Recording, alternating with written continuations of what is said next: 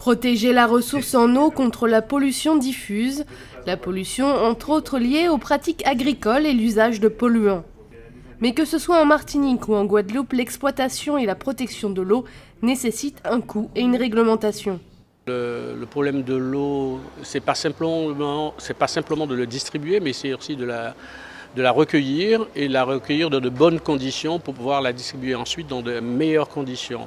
Il y a un tel besoin de financement qu'il est nécessaire de se rassembler, de mutualiser pour pouvoir répondre aux attentes de la population, mais également pouvoir protéger la ressource et distribuer de façon rationnelle l'eau. Je rappelle simplement qu'aujourd'hui, nous avons 50% de fuite et qu'il faut passer très rapidement à une production et à une distribution au niveau 80%, très rapidement. Et pour ça, il faut mutualiser. La protection des captages d'eau est donc une priorité. La redéfinition du cadre de réglementation devrait permettre une meilleure gestion. Le cadre institutionnel de la gestion de l'eau est en train d'évoluer.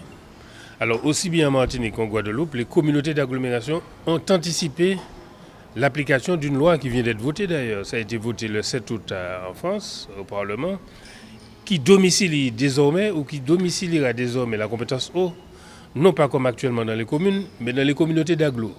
L'objectif étant de réduire le nombre d'entités, n'est-ce pas, organisant et gérant le cycle de l'eau.